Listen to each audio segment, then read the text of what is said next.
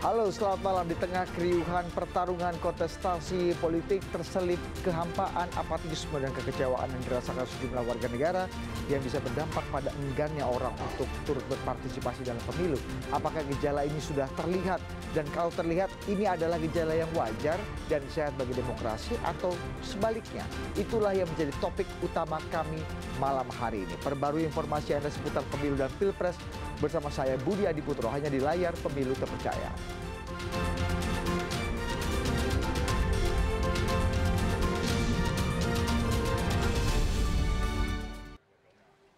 Sebelum kita bicara mengenai fenomena golput atau partisipasi politik, kita awali dengan survei atau peta elektoral terbaru dari kedua calon presiden. Lembaga survei Indobarometer merilis hasil surveinya terkait elektabilitas pasangan calon presiden dan wakil presiden di pemilu mendatang. Hasilnya pasangan Jokowi Maruf unggul dari rivalnya pasangan Prabowo Sandiaga dengan selisih di atas 20%. Seperti dikutip dari detik.com, dari survei yang dilaksanakan pada 6-12 Februari 2019 menunjukkan sebanyak 50,2% memilih Jokowi Maruf, 28,9% memilih Prabowo Sandi, tidak menandai apapun di kertas suara 20,9%.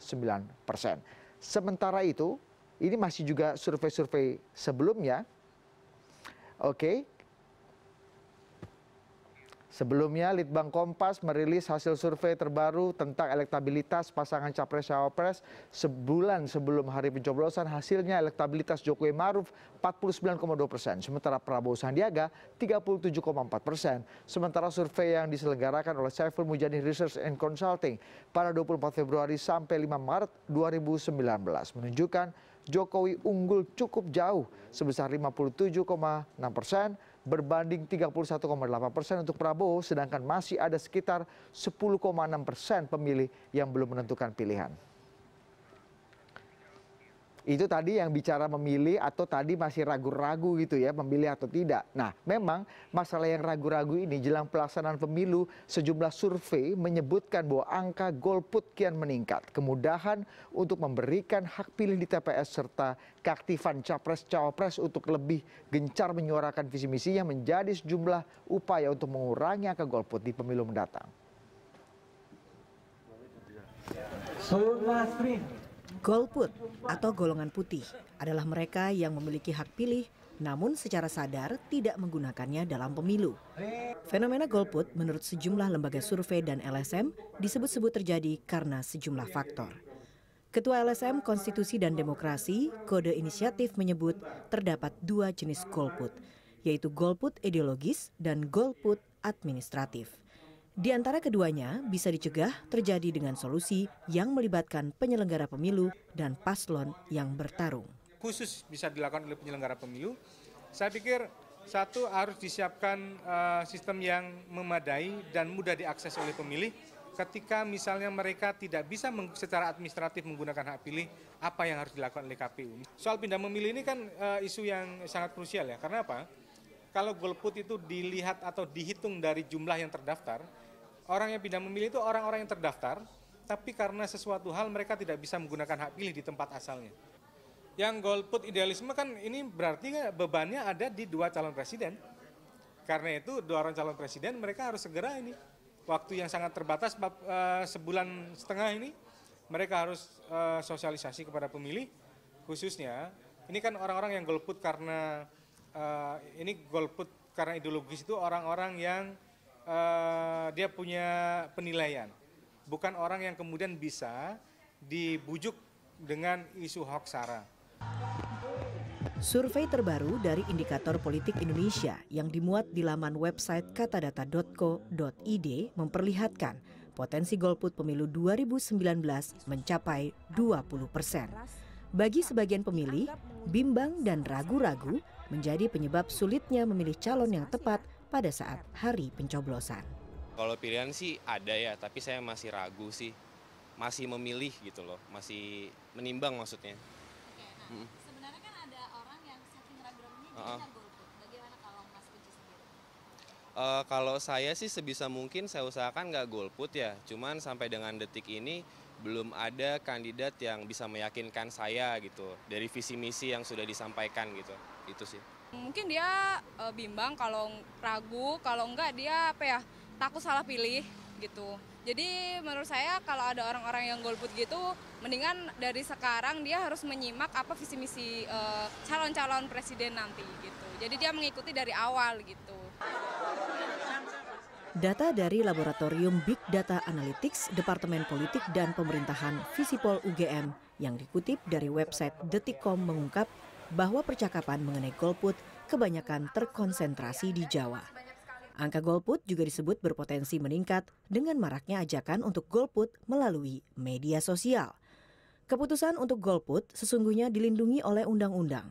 Meski demikian, menggunakannya lebih baik ketimbang hak suara tersebut disalahgunakan pihak tertentu.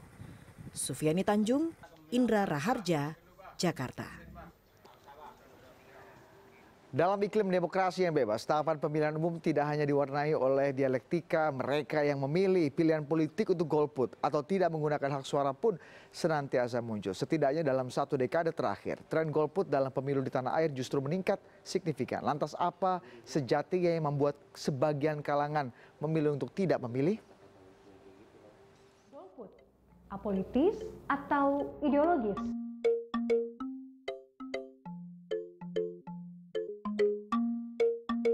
Menjelang Pilpres dan pemilihan legislatif 2019, ruang publik kembali riuh dengan isu golongan putih atau golput.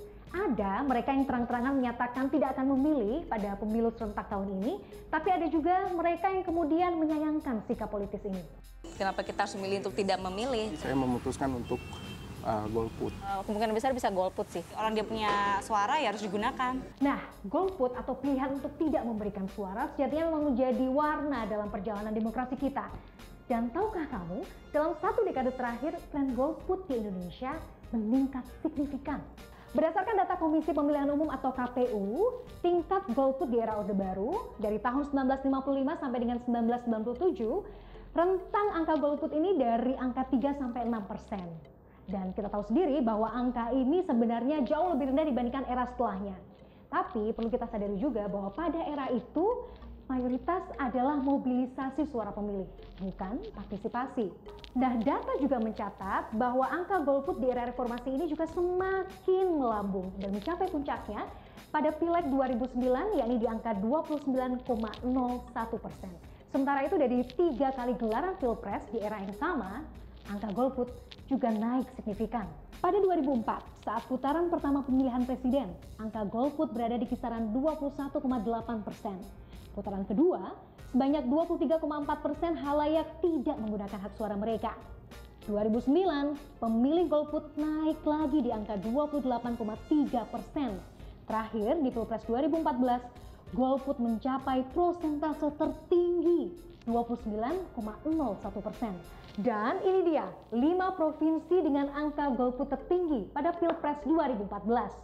Kepulauan Riau, Aceh, Riau, Sumatera Utara, dan Sumatera Barat. Terus gimana ya di tahun 2019? Nah, di tahun politik yang panas ini, sebenarnya isu soal besarnya golput masih terus mengemuka. Apalagi bagi mereka pemilih pemula yang kata KPU jumlahnya cukup besar lah, 20-30%. Memilih untuk 1, 2, 3 atau bahkan tidak memilih sama sekali.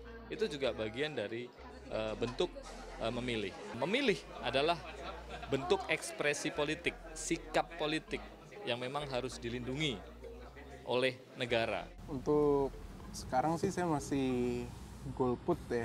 Kalau seseorang di perusahaan aja tuh dia mau jadi CEO atau jadi direktur itu kan butuh seleksi yang lama, yang panjang, rekam jejak, dan itu semua dievaluasi oleh seseorang yang ahlinya. Kalau saya sih melihat saya bukan orang yang ahlinya untuk memimpin itu, jadi sih saya memutuskan untuk golput gitu. Ya, sejatinya golput adalah ekspresi politik yang tidak bisa dilepaskan dari alasan ideologis. Misalnya nih, ketidakpercayaan terhadap partai politik yang feodal atau sistem politik yang oligarkis, dan kekecewaan yang mendalam terhadap kandidat atau berbagai macam alasan lain. Apakah semua golput itu keliru? Menurut saya tidak. Golput itu kan gerakan ideologis. Golput itu sebagai representasi kesadaran kritis. Berbeda dengan orang yang tidak mencoblos karena alasan administrasi. Misalnya karena dia kerja diharuskan oleh kantornya, kemudian tidak mencoblos, atau dia apolitis datang ke tempat-tempat wisata pada saat hari orang libur dan harusnya mencoblos. Kalau ideologis itu bagi saya harus dihormati.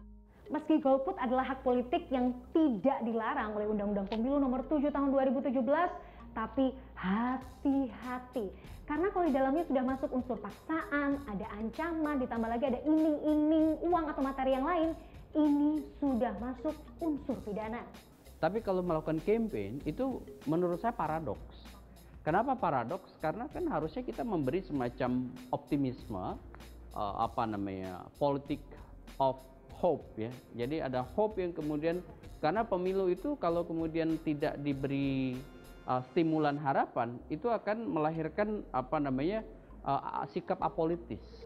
Pemilu sudah di depan mata, mau pilih 01 kek, 02 kek, atau Anda nggak mau milih, terserah. Nggak apa-apa, itu hak politik yang harus dihargai. Tapi kalau nanti angka golputnya makin tinggi, ini artinya ada sinyal ketidakpercayaan publik terhadap proses demokrasi yang semakin menguat. Dan ini tidak boleh dibiarkan. Kenapa? Supaya proses politik kita bisa dipercaya. Gladia Rahma, Windri Hawadis, Jakarta.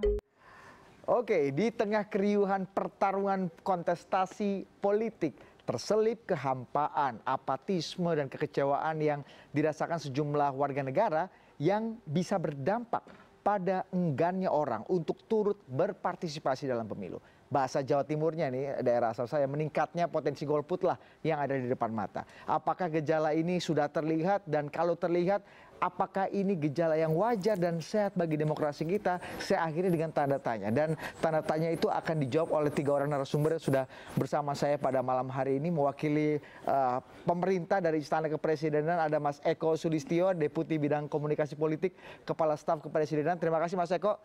Terima kasih Mas. Worry nggak dengan golput ini? Kenapa? Kayaknya. Worry apa enggak? Satu kata aja, iya atau enggak? Enggak. Enggak ya. Mas Eko enggak worry. Ini kalau apakah orang di sebelah saya ini worry apa enggak dengan golput, karena beliau juga dulu malah ketika Orde Baru ya salah satu kampanye orang yang berkampanye utama untuk menyuruh orang untuk golput. Sekarang kayaknya posisinya berbeda. Ada Pak Wimar Witular, pegiat demokrasi. Terima kasih Pak Wimar sudah datang. Terima kasih untuk judulnya bagus, pegiat demokrasi. Oke, worry apa enggak sama pertanyaannya? Worry. Worry ya. Kalau Mas Eko bilang enggak, WW bilang worry. Mas, terakhir ini yang justru mengkampanyekan golput sekarang ini Pak Wimarnya era sekarang. Tapi apakah sama atau beda? Kita akan tanya, ada Mas Algifari Aksa, pengacara publik yang juga sekaligus penggagas gerakan Saya Golput. Terima kasih Mas Algif. Worry apa enggak Mas dengan golput? Justru senang karena sehat buat demokrasi, dan saya juga pegiat demokrasi sama seperti Pak Wimar. Oke, jadi sehat buat demokrasi, worry pemerintah harus netral, karena kalau enggak pusing juga nanti dipukulin kanan kiri. Kita akan bahas mengenai apa yang terjadi, bagaimana kita melihat perspektif ini usai jeda. Tetap bersama kami.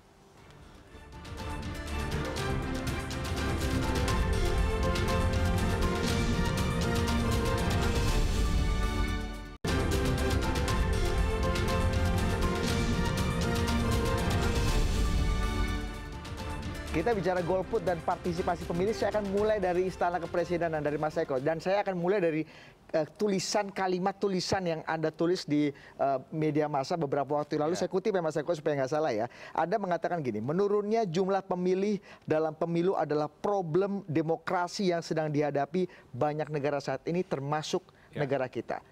Partisipasi dan golput itu menurut Anda problem buat demokrasi?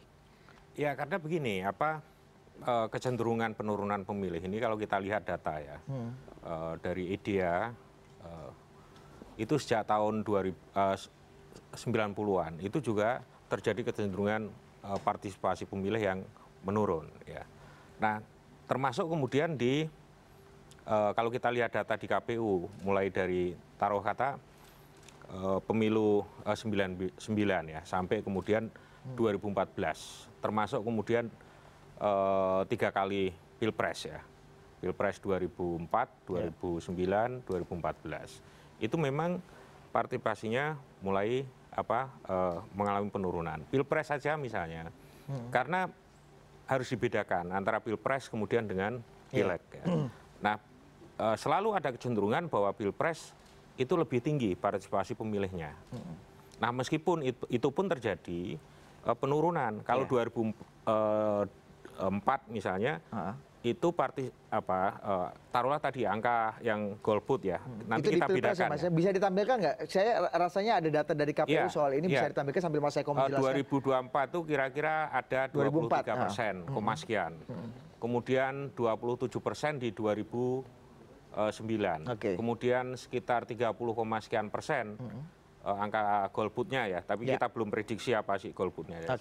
Itu sekitar 30, sekian persen. Jadi selalu meningkat proses itu. Lalu problemnya di mana? Kok Anda katakan ini problem, Mas? Menurunnya partisipasi ya, bahasa Jawa Timurnya makin banyak golput lah gitu. Jadi begini, secara politik kan selalu ada tinjauan bahwa tingkat partisipasi pemilih itu di satu pihak ya akan menunjukkan semacam kalau orang sehat itu vitalitas gitu loh. Menunjukkan vitalitas demokrasi makin kuat. Semakin tinggi partisipasi, semakin fit berarti ya, sehat ya. Dan kemudian juga menunjukkan kecenderungan makin menurunnya tingkat partisipasi pemilih, itu juga ada semacam apatisme terhadap sistem politik yang berlaku.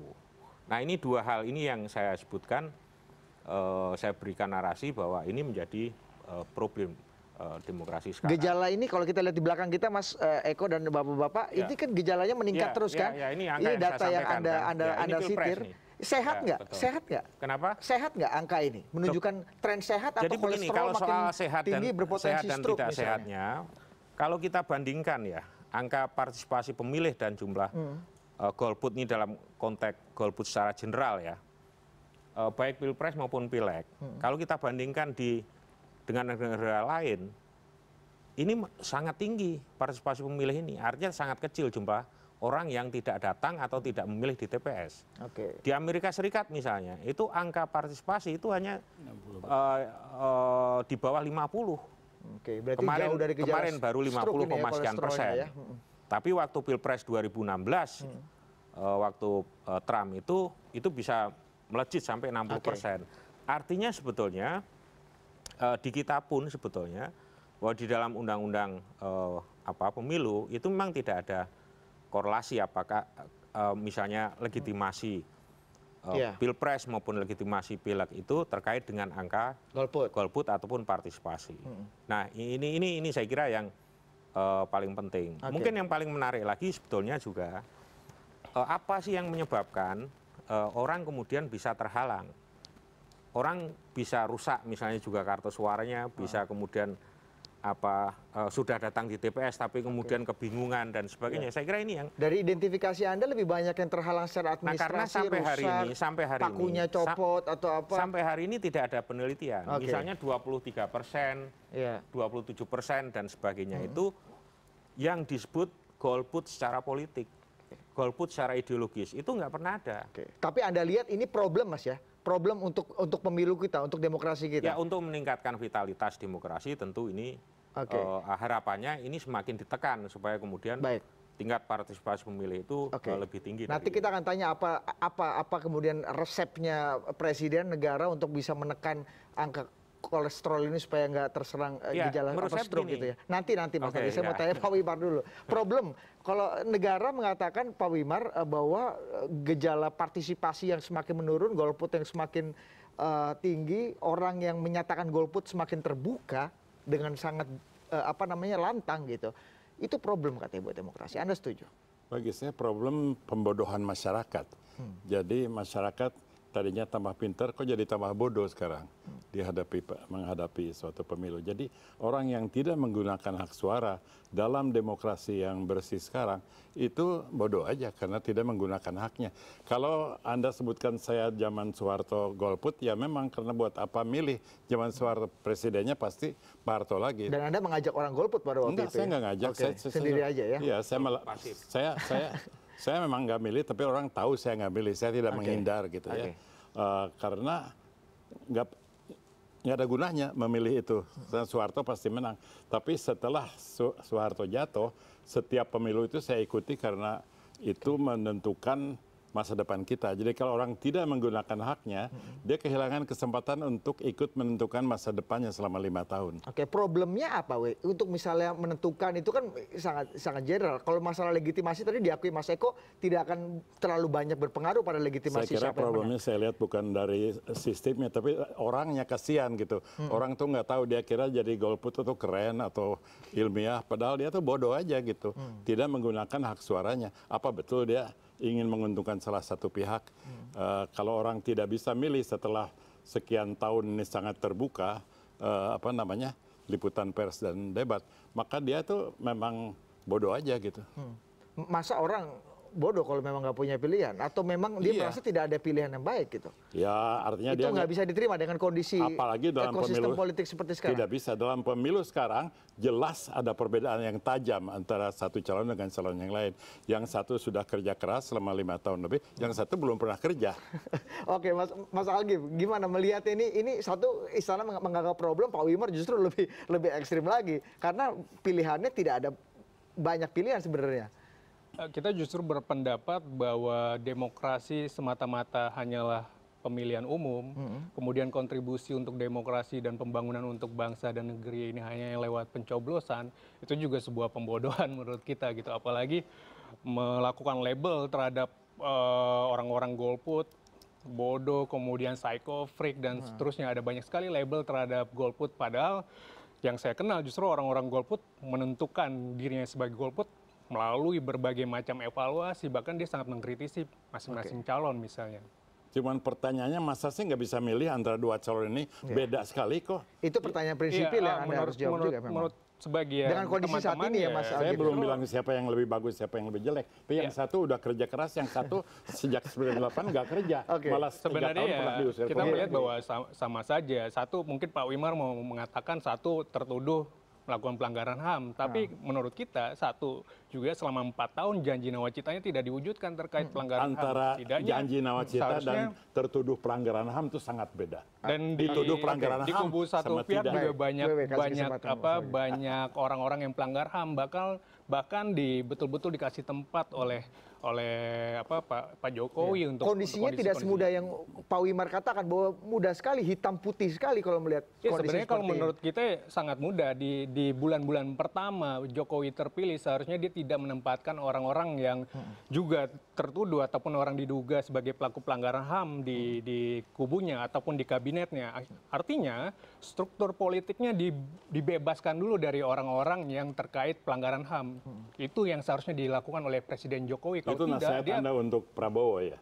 Bukan, nasihat saya sebenarnya untuk siapapun yang terpilih sebenarnya, dia harus betul-betul punya komitmen untuk penuntasan kasus pelanggaran HAM dan berjanji tidak akan melakukan pelanggaran HAM. Itu yang menurut sebagian kalau saya bicara dengan Komnas HAM dan orang-orang aktivis HAM, tidak ada yang merasa bahwa calon yang tertuduh HAM itu lebih bagus daripada calon yang masih belum berhasil membenahi HAM. Tapi kalau dalam konteks sekarang, saya golput itu secara aktif, hanya pasif seperti Pak Wimar sekian puluh tahun yang lalu ya, orang tahu saya golput tapi ya saya nggak ngajak orang. Anda sendiri dan teman-teman lain seperti apa, Mas? Saya terus terang saya aktif untuk mengkampanyekan golput. Aktifnya saya golput itu justru muncul ketika ada informasi-informasi bahkan hoax dan juga dilakukan oleh Kominfo bahwa golput itu bisa dipidanakan, misalnya di salah satu Twitternya. Kemudian kita kampanyekan bahwa golput itu juga hak. Gitu. Oh, ada kampanye seperti itu dari negara? Ada dari Twitter Kominfo, kemudian ada status media sosial orang-orang tertentu yang juga punya pengaruh cukup tinggi, dan influencer kita lah ya. Dan bahkan di salah satu media juga ketika kita wawancara, ketika kita talk show, mereka meyakini bahwa golput itu bisa dipidanakan, kampanye golput bisa dipidanakan. Akhirnya kita keluar, golput itu tidak bisa dipidanakan, dan KPU juga mengkonfirmasi hal tersebut. Kalau golput memang tidak bisa dipidanakan sudah pasti itu ya, kita sudah tahu bersama, tapi membreak acara ini untuk commercial break itu juga tidak bisa dipidana. Jadi saya akan memakai keistimewaan itu untuk break dulu, kami akan segera break itu hak. Break itu hak.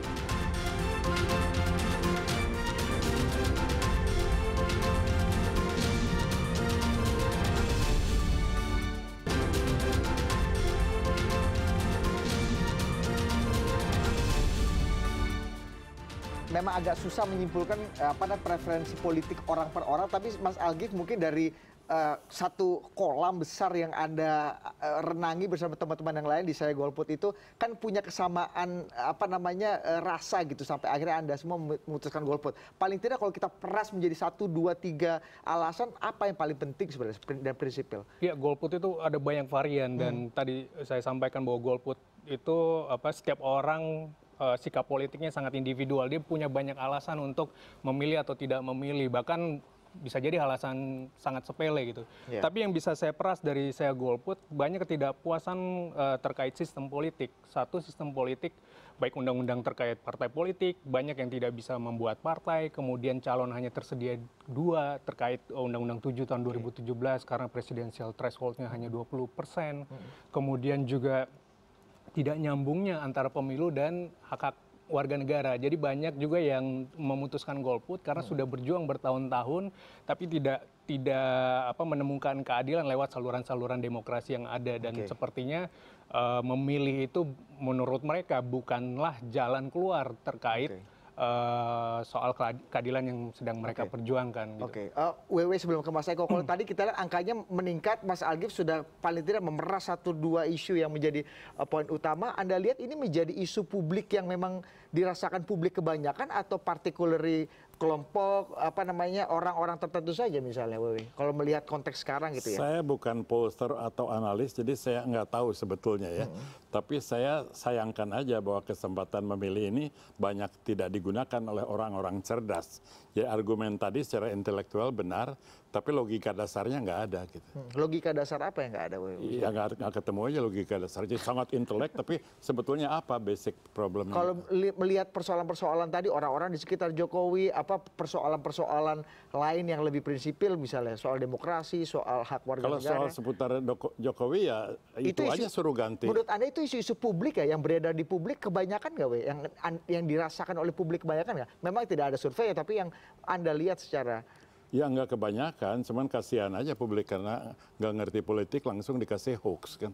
Jadi dari kelas 0 ke kelas hoax itu susah meningkatnya. Apa? Jadi maksud Anda kampanye golput itu kampanye yang mirip-mirip? Enggak, bukan golput yang hoax, tapi banyak hoax yang beredar dari calon yang takut kalah gitu. Biasanya yang bikin hoax tuh calon yang takut kalah.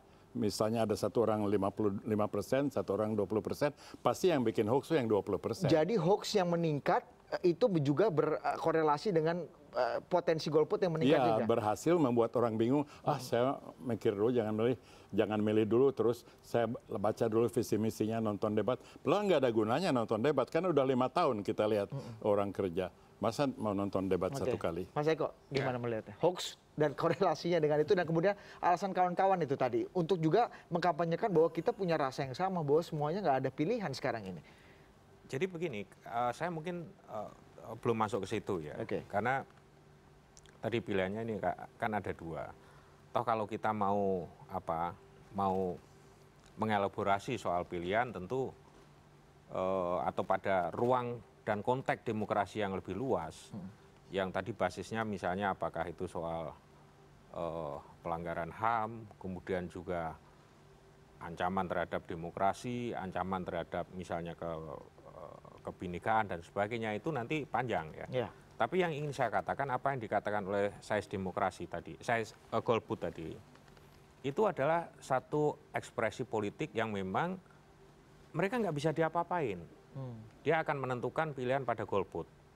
Nah, tapi ini angkanya kan tidak pernah tahu kita berapa. Dari 30% tadi menurut Anda tidak pernah Mas Algif dan kawan-kawan itu mayoritas atau enggak? Nah, saya yang pernah berkecimpung di dunia penyelenggaraan pemilu, memang salah satu tadi ini salah satu aja faktor ini.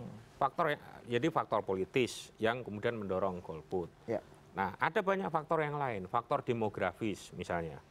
Jadi orang yang berada di daerah-daerah yang terpencil, sulit dijangkau dan sebagainya, itu juga bisa menimbulkan mereka tidak memiliki akses untuk datang ke TPS dan sebagainya, atau pada saat pendataan pemilih. Karena apalagi sekarang misalnya basisnya adalah EKTP.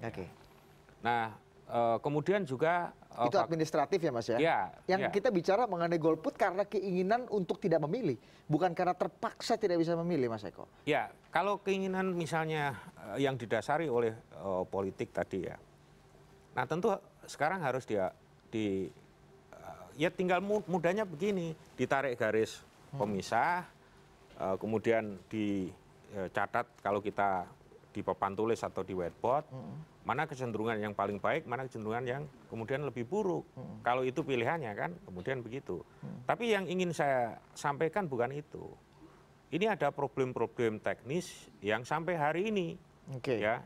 Misalnya ada kelompok masyarakat juga masih melakukan upaya judicial review terhadap beberapa problem teknis, ya. Misalnya soal DPT tambahan, kemudian DPT khusus, pemilih khusus yang nanti bagaimana mereka diberi kewenangan untuk memilih jam 12, tapi kalau masih ada sisa suara dan sebagainya. Nah, itu belum pemilih disabilitas misalnya. Belum perubahan sistem. Ini kan sekarang disatukan antara Pilpres dengan Pileg, ya kan. Kalau Pilpres mungkin akan lebih mudah karena hanya memilih 2 orang. Ya.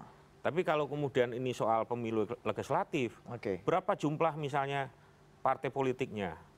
Kemudian belum caleg-calegnya. Ini satu menurut saya satu hal yang perlu lebih giat lagi dengan sisa waktu ini untuk disosialisasikan. Kalau tadi kata Pak Wimar menarik sekali bahwa sebenarnya orang itu jadi lebih ikut-ikutan untuk bersikap apatis karena informasi yang dia terima juga terdistorsi banyak, misalnya dengan hoax gitu. Anda lihat memang hoax ini yang belakangan ini atau di era post-truth ini seperti Anda sering tulis itu menjadi salah satu biang kerok utama, membuat orang mungkin jadi tidak terpapar informasi yang lengkap gitu. Iya, salah satu bisa begitu, tapi sisi yang lain hoax ini kan juga dikembangkan atau menjadi bagian dari satu mesin politik, ya kan, yang tujuannya kemudian untuk misalnya bisa aja mendegradasi salah satu capres, ya kan. Nah kemudian juga membuat framing misalnya, kalau capres tertentu menang banyak ini karena ketidakadilan atau kecurangan dan sebagainya, itu dilakukan dan itu terjadi. Selain untuk mendowngrade tadi. Tapi Anda lihat ini juga cukup berpengaruh pada tingkat partisipasi orang jadi malas gitu pergi ke TPS. Saya kira enggak ke situ. Tapi Anda, karena yang sebagian besar kita amati misalnya hoax politik adalah cenderung untuk kemudian mendowngrade salah satu. Tapi ada kekhawatiran lain dari Menko Polhukam, Mas Algif dan Pak Wimar juga terkait dengan maraknya hoax seperti yang Pak Wimar rasakan, bahwa Menko Polhukam Wiranto sendiri menganggap bahwa ini udah extraordinary problem, jadi harus ditangani dengan obat nyamuk yang lebih keras lagi dosisnya, misalnya seperti undang-undang terorisme. Boleh ditampilkan nggak pernyataan dari Menko Polhukam soal ini, bagaimana mengatasi hoax, terutama yang kemudian berimplikasi pada potensi meningkatnya tingkat golput. Boleh ditampilkan? Oke, di belakang kita saya bacakan ya. Saya kira hoax ini meneror psikologi masyarakat. Oleh karena itu ya kita hadapi sebagai ancaman teror. Segera kita atasi dengan cara-cara tegas tapi bertumpu kepada hukum. Ada lagi? Ini saja? Atau ada lagi? Ini saja?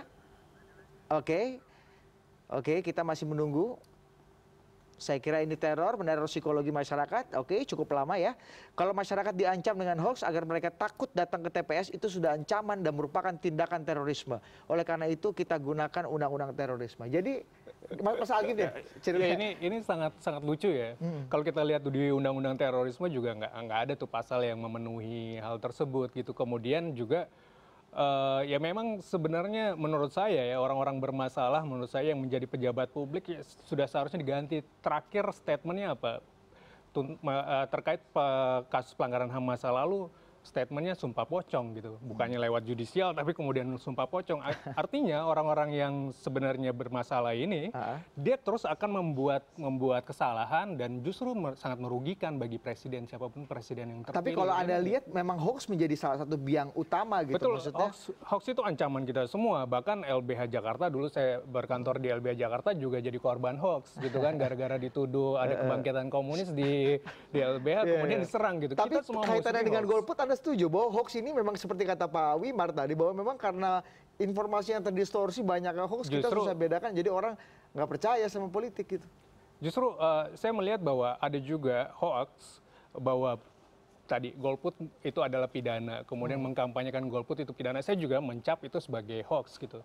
Dan memang ada orang-orang yang lelah dengan kondisinya nih, ini ada banyak sekali hoax, saya istirahat dulu lah dengan ini, puasa dulu dengan politik gitu. Itu memang jadi problem juga. Dan bukan berarti orang yang memilih satu ataupun dua, dia tadi saya ingin membantah juga tadi statement Pak Wimar, ikut-ikutan, misalnya golput orang jadi ikut-ikutan gitu kan. Bisa jadi satu dan dua juga ikut-ikutan gitu, ataupun dua ataupun satu menebar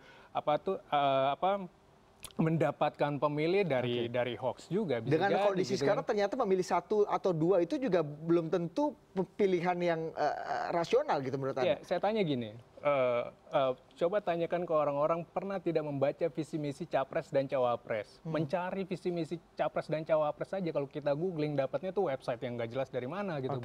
Jadi lebih baik golput. Jadi menurut Anda hasil. lebih baik golput dibanding memilih tanpa pertimbangan yang rasional gitu ya, atau ikut-ikutan saja gitu. Pak Wimar. Saya juga tidak membaca visi misi karena itu semuanya pekerjaan birokrat ya. Kita bisa melihat kasat mata aja 5, 7, 10 tahun selama ini siapa yang kerja, siapa yang baik, siapa yang korupsi, siapa yang melanggar HAM, lepas dari teman-temannya, dan siapa yang nggak ngapa-ngapain gitu ya, tidak berbuat apa-apa sejak tahun 98 kecuali libur ke luar negeri dan sebagainya. Jadi dengan sendirinya kita bisa memilih itu. Menurut saya itu sederhana pilihannya. Tapi kalau orang memang banyak yang ikut-ikutan untuk memilih juga, menurut Anda kader quote unquote tadi dosanya lebih dosa mana? Golput karena pilihan politik rasional atau memilih tapi dengan ikut-ikutan saja? Ini nggak ada dosa ya karena saya bukan agamawan juga. Iya nih, pakai tanda kutip. Menurut Anda gimana Pak Wimar? Bukan dosa tapi bodoh aja gitu. Dia dikasih hak kan nggak dikasih. Nanti ini orang selama 5 tahun barangkali hidup normal, enak, mungkin juga ada nggak enaknya. Tapi terus diganti oleh sesuatu yang baru sama sekali. Mau nggak dia, rela nggak, MRT nggak jalan, terus proyek berhenti, tinggal ON aja yang jalannya. Jadi dia pikir, aduh coba gua tahu gitu, gua milih yang benar gitu. Saya takutnya orang menyesal. Separah itu nggak sih Mas Algif? Tapi ini nggak dosa. Itu apa istilahnya fear mongering, jadi menebarkan kekhawatiran kalau yang ini jadi akan terjadi kerusuhan, kalau ini jadi akan terjadi berganti jadi khilafah. Justru bukan kerusuhan, peredaman semua inisiatif. Oke, kalau itu tadi nggak dosa tadi golput dan kawan-kawannya, commercial break lagi-lagi nggak dosa karena iklan harus masuk supaya kita bisa bertahan hidup. Kami akan segera kembali saja dah.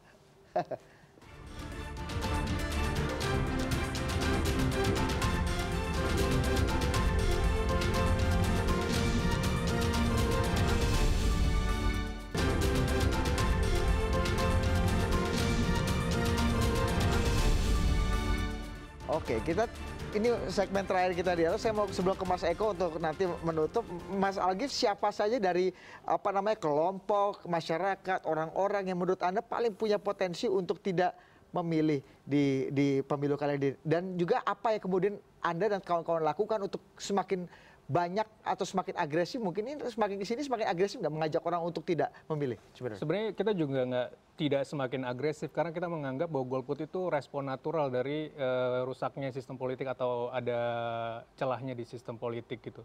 Tadi kita melihat bahwa ada 30% orang yang golput di tahun 2014. Nah, kalau kita ibaratkan itu sebagai tensi darah kita yang terlalu naik ataupun tadi Mas Didit bilang itu kolesterol dan kemudian orang jadi stroke dan lain-lain, kan kita bisa mengecek kenapa orang jadi stroke, kenapa darahnya jadi tinggi, kenapa kolesterolnya tinggi, harus ada perubahan gaya hidupnya, pola makannya dan lain-lain. Begitupun dalam sistem politik, apa misalnya presidensial threshold misalnya harus diubah, undang-undang paket politiknya, membuat partai juga harus menjadi lebih mudah dan lain-lain gitu.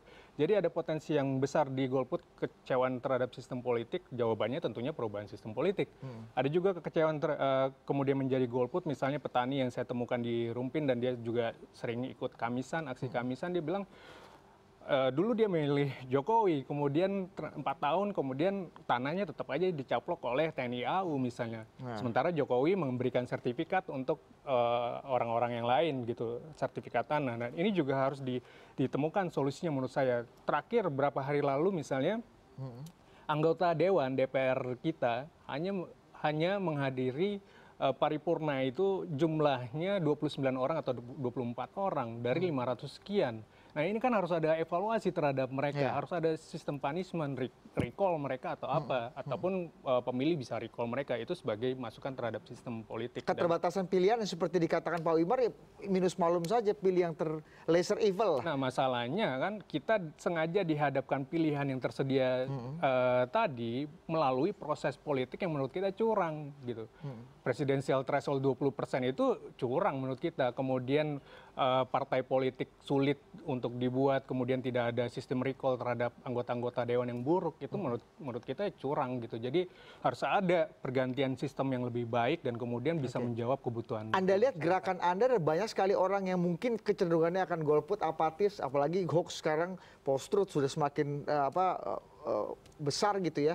Anda lihat nggak bahwa dampaknya akan seseram yang dibayangkan oleh Pak Wimar tadi, bahwa hal-hal tadi yang mungkin saja kita akan menyesal, orang tidak bisa mengkritik lagi, mungkin kamu jadi nggak punya hak terlalu besar jadi untuk juga mengkritik kalau lagi. Misalnya, yang didukung Pak Wimar itu jadi, dampaknya bisa jadi lebih buruk. Misalnya Jokowi dulu dipilih oleh banyak kelompok pro demokrasi di 2014, banyak yang tidak pernah memilih sebelumnya kemudian memilih Jokowi kan di tahun 2014, bahkan kelompok anarkis pun yang tidak terlalu percaya dengan struktur negara banyak memilih di 2014.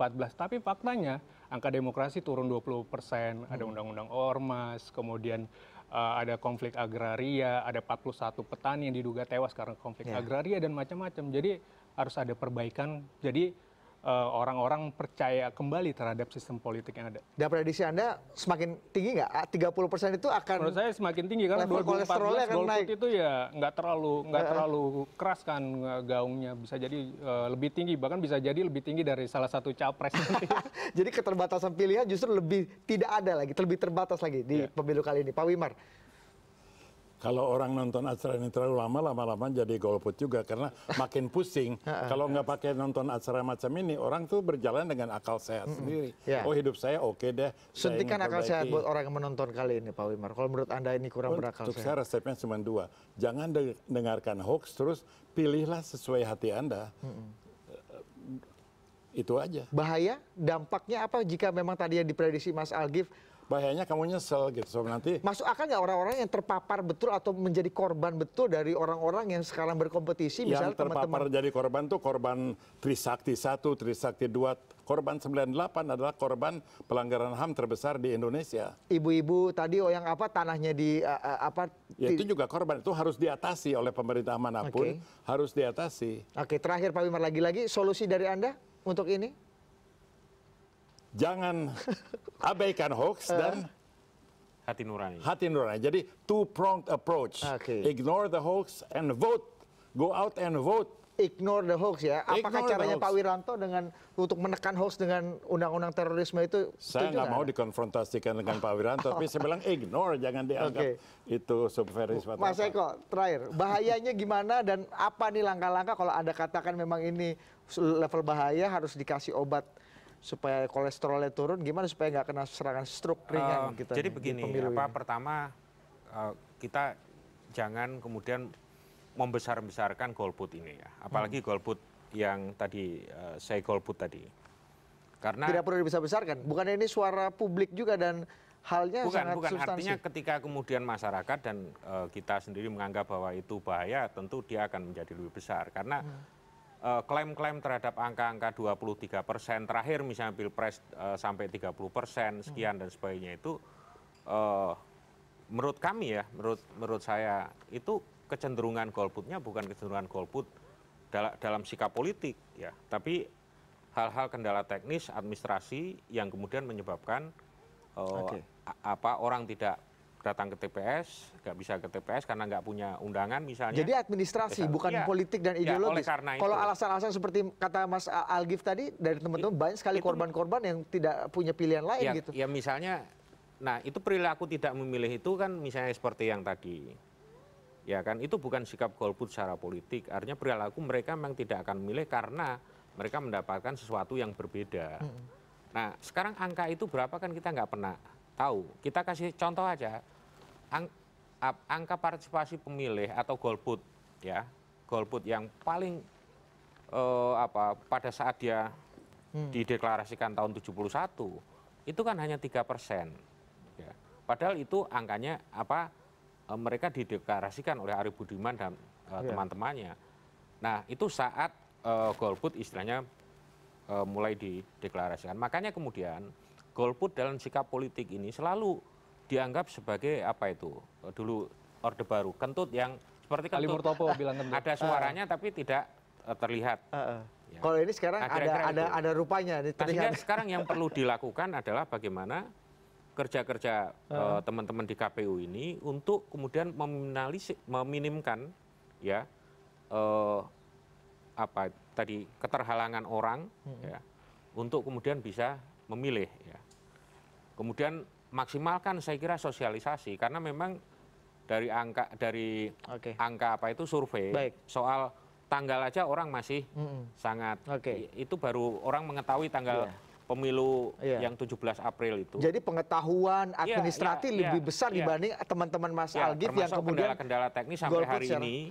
Ada obatnya? Ada obat antibiotiknya nggak? Terakhir sih 30 detik. Antibiotiknya apa? Kalau Anda katakan bahwa ini problem, ya nggak boleh dikatakan problem, sekarang tapi begini dibilangnya problem. Sekarang begini. Antibiotiknya apa dari ini pemerintah? semua ada beberapa, semua stakeholder pemilu punya tanggung jawab. Tidak hanya KPU, pemerintah juga. Pemerintah sudah komitmen misalnya kemarin dengan Bawaslu, dengan KPU, dengan DPR, DRDP untuk menyelesaikan sisa waktu ini yang apa itu yang belum terekam EKTP karena basis pemilu sekarang ini EKTP. Administrasi lagi-lagi. Ya, menjawab hal-hal yang lebih ideologis, lebih politis gitu tadi. Kenapa? Saya masih nunggu nih jawabannya. Jangan-jangan nggak penting. Belum dijawab. Alasan politis, ideologis tadi yang ini menjadi khawatir. Teman-teman yang semacam ini tentu mereka punya pilihan ya dan kemudian punya saluran secara politik. Nah, saluran itu kan seperti kampanye mereka melalui platform sosial media dan sebagainya. Jadi pilihan-pilihan terhadap saluran politik ini juga memberi ruang orang untuk kemudian menyampaikan aspirasi politik selain pemilu. Ruang politik, ruang aspirasi memang banyak sekali, terutama di era demokrasi seperti sekarang, tapi ruang untuk berdialog sudah habis waktunya. Terima kasih Mas Algif, terima kasih Mas Eko, terima kasih Pak Wimar atas perbincangannya. Kita akan lihat apakah angkanya level kolesterolnya makin tinggi atau pemerintah punya obat anti kolesterol yang baik supaya kita terhindar dari gejala stroke tadi kalau kata Mas Eko. Kami akan segera kembali, bisa jeda tetap di layar Pemilu Terpercaya.